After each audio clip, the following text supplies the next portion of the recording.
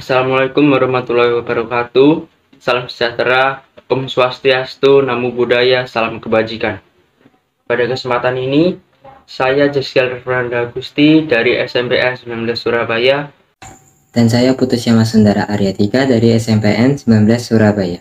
Akan mempresentasikan penelitian dengan judul Analisis Studi Pustaka, Latar Belakang Berdirinya Monumen Jenderal Sudirman di Dusun Sobo, Desa Pakis Baru, Kecamatan Nawangan, Kabupaten Pacitan. Latar belakang. Setelah Belanda melakukan agresi militer yang kedua kalinya ke wilayah Republik Indonesia, Jenderal Sudirman memerintahkan semua unsur pasukan TNI yang ada di wilayah Republik Indonesia untuk melakukan siasat perang gerilya. Jenderal Sudirman mulai meninggalkan Yogyakarta untuk melaksanakan siasat perang gerilya. Wilayah-wilayah yang dilalui Jenderal Sudirman meninggalkan cerita sejarah penting yang perlu diketahui dan diingat oleh seluruh masyarakat Indonesia. Salah satunya di wilayah Kabupaten Pacitan. Jejak dan strategi perang gerilya rombongan Jenderal Sudirman harus dicatat untuk mengenal sejarah perjuangan para pahlawan dalam mewujudkan kemerdekaan Republik Indonesia. Rumusan masalah. Yang pertama, sejauh manakah jejak langkah siasat perang gerilya Jenderal Sudirman di Kabupaten Pacitan? Yang kedua, mengapa Monumen Jenderal Sudirman didirikan di Dusun Sobo, Desa Pakis Baru, Kecamatan Nawangan, Kabupaten Pacitan? Kajian pustaka. Setelah melakukan studi literatur, didapatkan informasi jika rombongan Jenderal Sudirman melaksanakan strategi perang gerilya dengan melalui beberapa wilayah di Jawa Timur dan Jawa Tengah.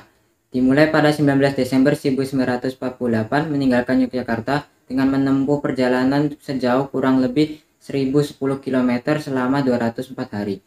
Pada tanggal 7 Juli 1949, rombongan Jenderal Sudirman meninggalkan wilayah Kabupaten Pacitan lalu kembali menuju Yogyakarta yang saat itu sebagai ibu kota Republik Indonesia.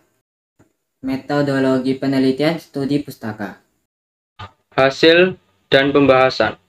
Yang pertama, jejak langkah siasat perang gerilya Jenderal Sudirman di Kabupaten Pacitan sempat singgah di beberapa desa di wilayah Kabupaten Pacitan. Salah satunya Desa Pakis Baru, Kecamatan Nawangan, atas saran Lurah Desa Pakis. Waktu itu setelah dipertimbangkan, rombongan Jenderal Sudirman memutuskan Dusun Sobo sebagai tempat markas pasukan gerilya yang dipimpin oleh Jenderal Sudirman. Di Dusun Sobo, Desa Pakis Baru, Kecamatan Nawangan, Kabupaten Pacitan inilah rombongan Jenderal Sudirman menetap dalam kurun waktu yang cukup lama dibanding tempat perang gerilya lainnya, serta dapat memimpin perang gerilya secara teratur.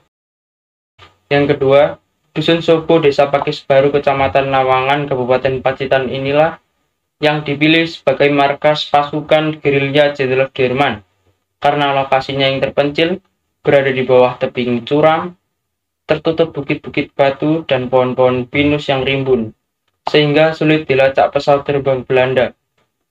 Di samping itu, berada di ketinggian 1118 meter dari permukaan air laut. Daerah ini sering tertutup kabut.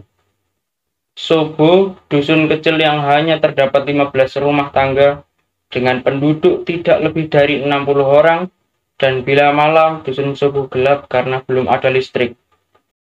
Rombongan Jenderal Sudirman menempati markas di Dusun Sobo, Desa Pakis Baru, Kecamatan Nawangan, Kabupaten Pacitan selama 3 bulan.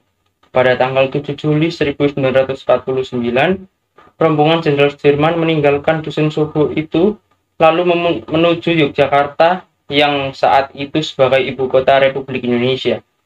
Selama perjalanan gerilya di Pacitanlah rombongan Jenderal Sudirman paling lama singgah. Kesimpulan. Rombongan pasukan Jenderal Sudirman dalam melaksanakan siasat perang gerilyanya di Kabupaten Pacitan mencatat sejarah penting yang perlu diketahui oleh seluruh bangsa Indonesia. Di Dusun Sobo, Desa Pakis Baru, Kecamatan Nawangan, Kabupaten Pacitan, Jenderal Sudirman mendirikan markas, bekerja, menganalisa, dan mengatur strategi perang, dan merupakan tempat persinggahan yang paling lama dalam perjalanan perang gerilyanya. Sehingga di Dusun Sobo, Desa Pakis Baru, Kecamatan Nawangan, Kabupaten Pacitan didirikan Monumen Jenderal Sudirman untuk memaknai dan mengingat sejarah perjuangan pergerakan kemerdekaan Republik Indonesia. Daftar pustaka LPPM Press 2013 Sejarah Perjuangan Pacitan 1945 sampai 1949, Pacitan berjuang, Pacitan dilupakan. Demikian presentasi dari saya. Semoga penelitian ini dapat bermanfaat bagi kita semua. Terima kasih.